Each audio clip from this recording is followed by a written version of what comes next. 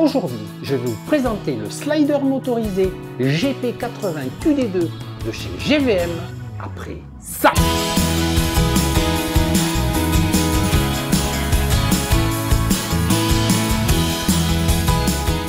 Alors fondamentalement, à quoi sert un slider motorisé? Eh bien, il va nous permettre d'introduire du mouvement avec des plans glissants, le tout contrôlé par un moteur électrique, ce qui nous permet d'avoir une fluidité avec un contrôle bien plus précis que si nous le faisions à la main. Alors, qu'y a-t-il donc dans cette boîte qui est devant moi sur le bureau? Eh bien, ouvrons-la tout de suite et regardons qu'est-ce qu'il se présente à nous.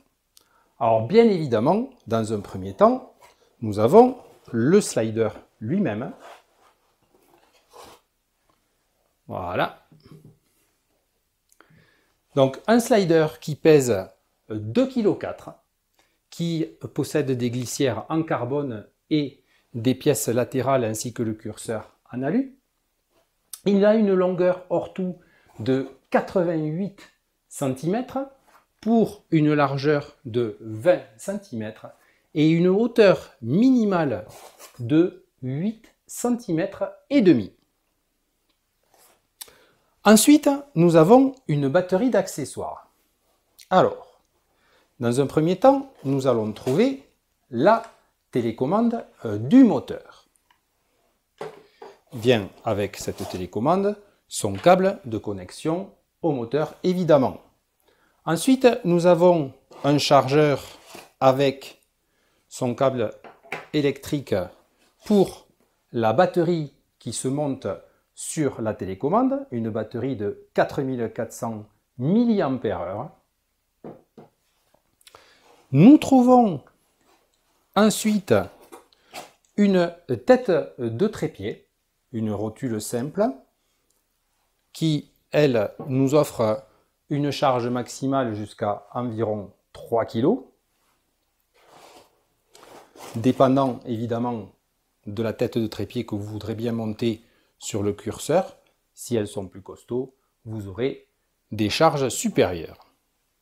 Et enfin, une batterie de câbles qui va nous permettre de contrôler des marques différentes d'appareils photo, que ce soit du Nikon, du Canon, du Sony et autres.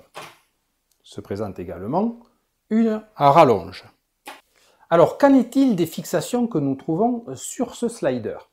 Tout d'abord, intéressons-nous au dessous de l'appareil. Ici se trouve au centre une platine dans laquelle a été percé des filetages soit en 3/8 de pouce ou 1/4 de pouce. Ce qui veut dire que l'on peut fixer donc ce curseur directement sur une base de trépied ou alors, avec les trous en 1/4 de pouce, sur des platines de tête de trépied. Donc par exemple, je prends une platine de tête de trépied que je vais venir mettre sur un filetage en 1/4 de pouce. Voilà qui est fait. Et ainsi, en prenant mon trépied, je peux venir le fixer directement sur ma tête.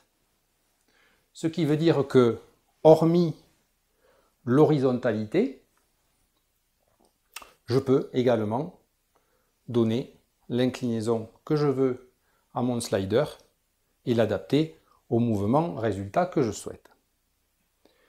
Cependant, étant donné la robustesse de la tête de trépied que l'on utilise, il se peut que, étant donné la longueur et le poids, on ait un léger ballon. En extérieur, avec le vent, c'est quelque chose qui peut devenir gênant. Pour cela, ils ont prévu de pouvoir fixer ici sur les extrémités, soit par des filetages en 1/4 de pouce ou 3/8 de pouce, également sur l'autre côté, de pouvoir fixer le slider sur 2 trépieds et ainsi résoudre les problèmes de fléchissement et de ballon. Qu'en est-il à présent de la fixation sur le curseur lui-même. Il est équipé d'une vis en 1/4 de pouce, ce qui veut dire qu'on peut venir fixer un appareil photo directement sur le curseur.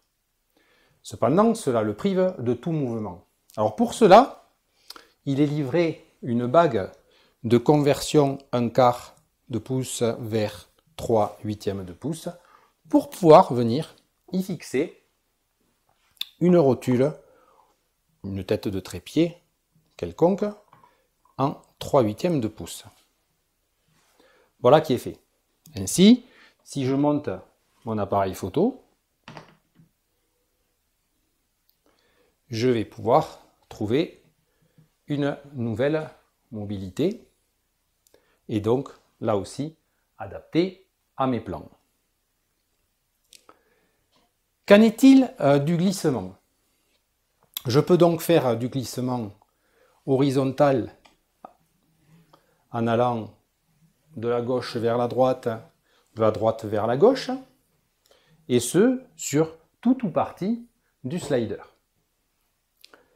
Cependant, ce slider est équipé de la possibilité d'ajouter au mouvement latéral un mouvement de rotation. Si je positionne cette barre ici, qui est entre les deux barres en carbone, dans cette position, je me rends compte que mon appareil photo peut à présent connaître, en plus de son mouvement latéral, un mouvement de rotation qui, d'une extrémité à l'autre, représente un angle de 120 degrés.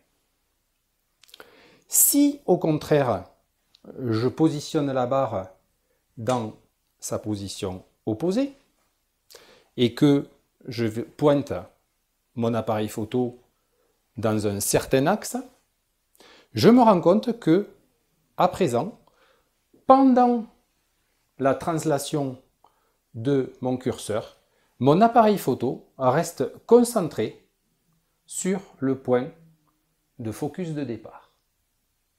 Bien, il est temps maintenant de passer au mode fonctionnel en prenant une vidéo.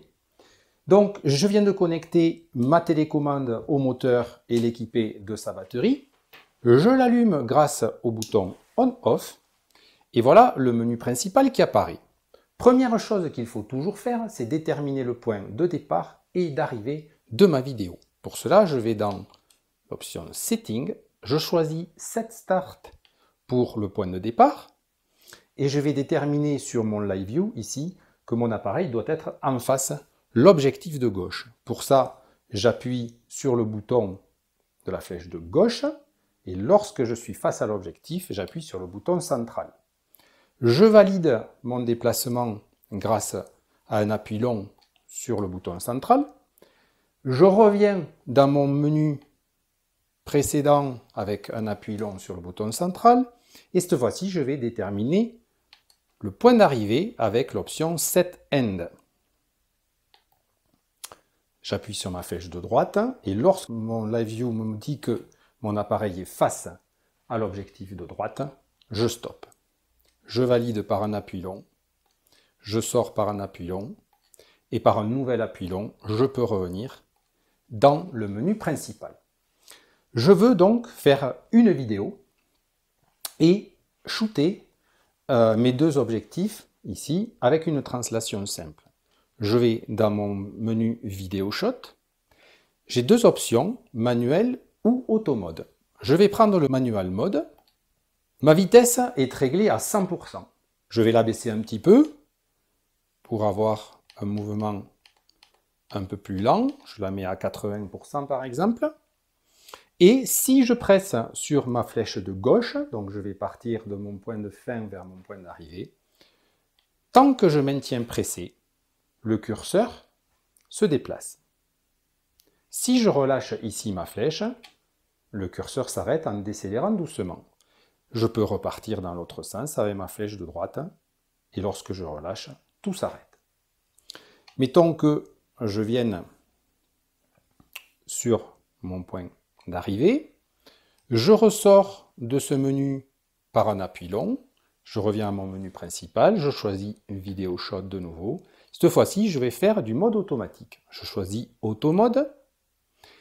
Deux options, soit Auto Loop, où en fait le curseur ne va pas s'arrêter d'aller d'un point à un autre jusqu'à ce que je lui dise d'arrêter par le bouton central ou que la batterie soit à plat, ou une option Auto Stop, qui elle en fait va d'un point à l'autre et s'arrête, puis d'un point à l'autre et s'arrête. Je vais prendre Auto Loop par exemple, voilà, je reste à 80%, et je détermine que je veux aller donc d'un point à l'autre sans m'arrêter en pressant ici sur ma flèche de gauche. Le curseur est parti et lorsqu'il va arriver au point de départ, il décélère et repart tout seul. Je peux modifier ma vitesse, j'accélère par exemple, ici à 92%. Mais je peux aussi décélérer si je le souhaite, par exemple à 67%, et revenir à mes 80% de tout à l'heure, si je le veux. Je vais le stopper ici, grâce à mon bouton central, et revenir maintenant dans le mode automatique, mais nous allons voir le mode auto-stop. Alors pour ça, je fais un appui long au centre, je reviens à mon menu principal, je prends Vidéo Shot, je vais sur Auto Mode et je choisis Auto Stop. Je vais appuyer par exemple sur le bouton de gauche pour caler mon curseur complètement à gauche sur son point de départ et je lui demande par un simple appui sur la flèche de droite de se déplacer vers son point d'arrivée. Je peux là aussi augmenter la vitesse par exemple. Voilà. Il s'arrête puisqu'il est arrivé au bout. Je lui demande de repartir par là. Mais je peux aussi réduire ma vitesse si je le souhaite. Je vais l'arrêter par une pression sur le bouton central. Et à présent, nous allons regarder les modes de rotation. Je vais, dans un premier temps, lui demander de faire un panorama.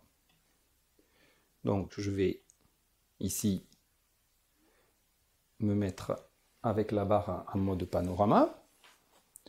Je vais aller complètement au bout de mon déplacement.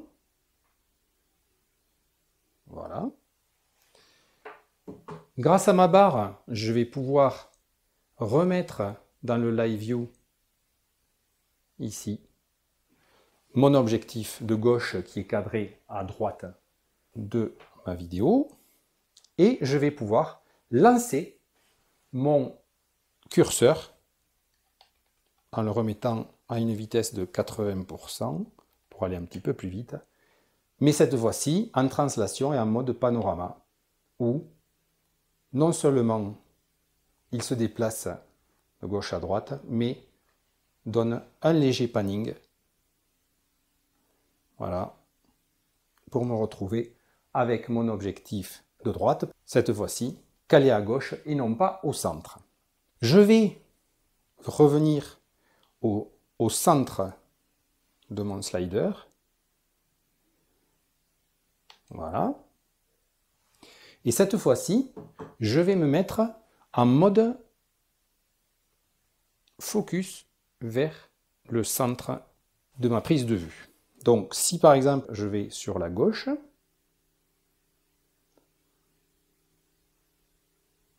voilà, mon objectif de droite est à présent centré à peu près sur ma prise de vue, et en me déplaçant vers la droite, je vais imprimer une rotation de l'appareil photo qui, cette fois-ci, en fait, va me permettre de terminer avec mon objectif de gauche calé, non pas au centre, mais vers la gauche de la prise de vue.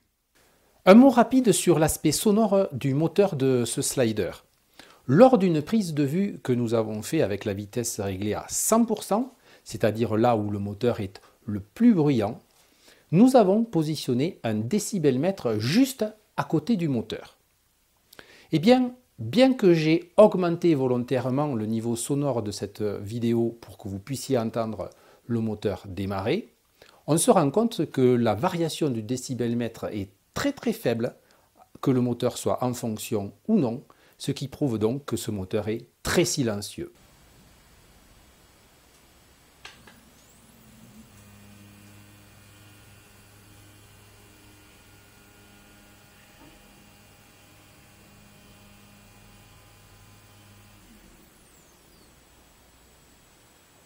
Pour cette séquence, j'ai décidé de vous amener en extérieur et nous allons parler time-lapse. Alors, ces derniers temps, il a fallu qu'on slalome un petit peu dans la météo, nous, entre neige, pluie et vent. Et il a été difficile de trouver un moment où c'était à peu près calme, comme ça l'est ce soir. On n'a malheureusement pas de nuages dans le ciel, mais on va quand même faire ce time-lapse parce que l'idée, c'est de vous montrer quand même comment on le paramètre. Peu importe le rendu, ce sera le vôtre. La première des choses, nous allons paramétrer notre time-lapse comme nous le voulons depuis une application sur le téléphone. Alors comment ça fonctionne? On va dans cette application qui s'appelle Time-lapse Calculator et on va pouvoir mettre au point certains paramètres. Et de ces paramètres, pouvoir obtenir des paramètres qui vont nous permettre de construire notre time-lapse. Alors, le premier paramètre que l'on me demande, c'est ici, quelle est la longueur du clip que je veux. Pour aujourd'hui, on va dire qu'on veut un clip de 15 secondes. Ensuite, on va me demander quelle est la durée de l'événement, c'est-à-dire combien de temps je vais rester là, sur place, à prendre mon film, parce qu'un time-lapse est un film, et donc englober le nombre d'images qui seront prises par l'appareil photo. Donc on va dire qu'aujourd'hui, on va rester par exemple 25 minutes ici sur place à prendre les photos. Voilà. Quel est le nombre d'images par seconde que je souhaite pour mon time-lapse? Donc nous allons dire ici par exemple qu'on veut du 30 images secondes. Ensuite, pour savoir combien va prendre de place mon time-lapse sur la carte mémoire de mon appareil photo, il faut que je lui dise combien pèse chaque photo. Donc ici, sur un Sony A7 II en RAW, on va compter à peu près une trentaine de mégas. Donc je tape 30, voilà. Et là, donc, il me donne mes paramètres que je souhaite rentrer ensuite dans la télécommande pour pouvoir lancer mon time-lapse. Donc en premier lieu, il va me donner l'intervalle entre chaque photo, qui est de 3 secondes 33. Je vais avoir à tirer 450 photos et je vais occuper sur ma carte mémoire jusqu'à 13 Go. Important, selon la place que vous savez qui vous reste sur la carte ou bien la dimension de la carte elle-même. Moi ici je suis en 128 Go, elle est quasiment vide, donc j'aurai pas de problème de stockage. Maintenant, grâce aux paramètres que nous avons sur l'application du mobile, nous allons pouvoir passer sur la télécommande du slider et paramétrer le time-lapse. C'est parti.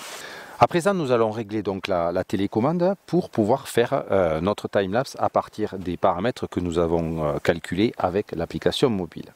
Dans un premier temps, nous allons définir quand même le point de départ et d'arrivée de notre time-lapse. Alors pour ça, je m'en vais dans les settings, je vais sur Set Start et lui demander de se déplacer au point de départ. Voilà, en début de rail, je le valide. Je reviens dans mon menu et je choisis Set End. Et cette fois-ci, je vais le faire se déplacer en bout de rail de l'autre côté. J'ai choisi de faire un mouvement centré vers l'intérieur du slider pour donner en fait une dynamique à mon time-lapse un peu différente. D'ailleurs, qui n'est pas un time-lapse, on devrait l'appeler hyperlapse car l'avant-plan bouge. Je ressors. Je vais à présent demander à mon curseur du slider de revenir en position de départ. Voilà, le voilà parti.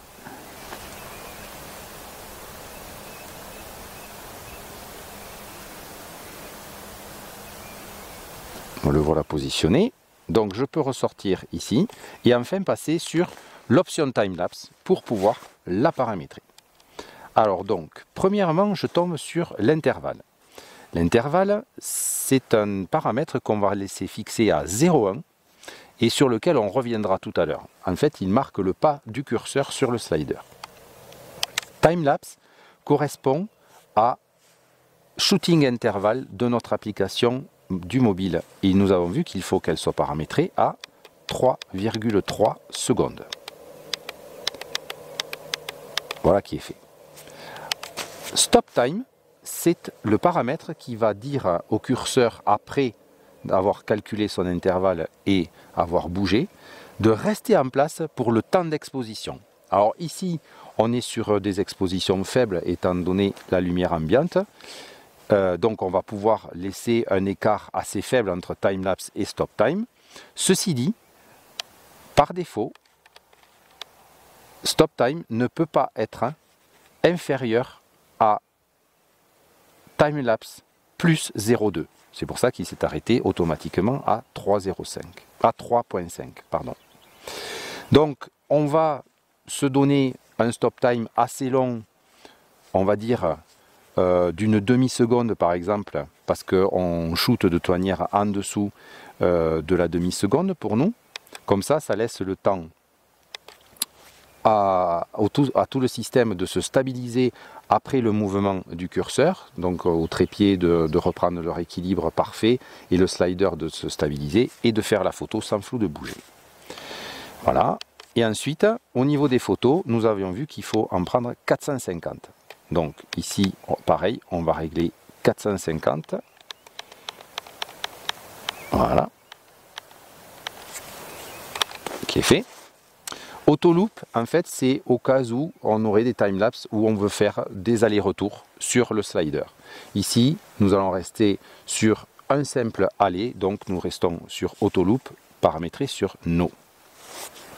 À présent que nous avons donc rentré tous ces paramètres, il nous faut finir avec un dernier paramètre qui va être très déterminant dans la prise de vue, c'est speed, donc la vitesse à laquelle le curseur va se déplacer dans ses pas de 0,1. Et c'est là que vous allez avoir besoin de la BAC que je vais vous passer à l'écran pour pouvoir calculer cette vitesse. Dans notre cas précis, nous allons aller d'un bout à l'autre du rail et il nous faut 450 photos. Pour ça, en regardant la BAC donc, qui est à l'écran en ce moment, si on se déplace et qu'on cherche le point d'intersection entre 450 images et la droite violette, et que nous revenons après sur l'axe des abscisses qui marque les pourcentages en bas donc de la vitesse, nous pouvons lire approximativement 57 à 58%. Et c'est ce que nous allons rentrer ici dans le paramètre de vitesse. Donc ici, je vais rentrer, on va aller un petit peu plus vite, voilà, tac, et c'est parti. À partir de là, si j'appresse sur le bouton central, en allumant évidemment mon appareil photo, maintenant je vais avoir 450 photos qui vont être tirées dans un intervalle de temps de 25 minutes, toutes les 3,3 secondes, et à la sortie de ça, je pourrai traiter toutes mes images pour pouvoir en faire le timelapse. Donc il ne nous reste plus qu'à démarrer.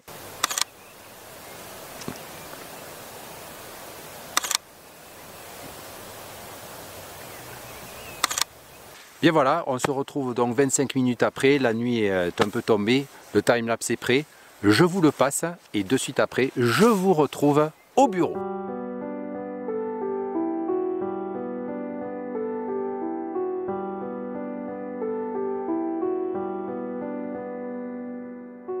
Vous l'avez vu, un appareil somme toute très complet.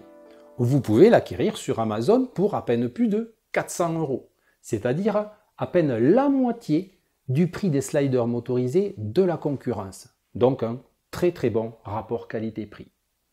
Juste un point à souligner, si vous faites l'acquisition de ce slider pour l'amener en randonnée montagne par exemple, il va être très difficile de pouvoir le caser dans votre sac à dos de par son encombrement et son poids.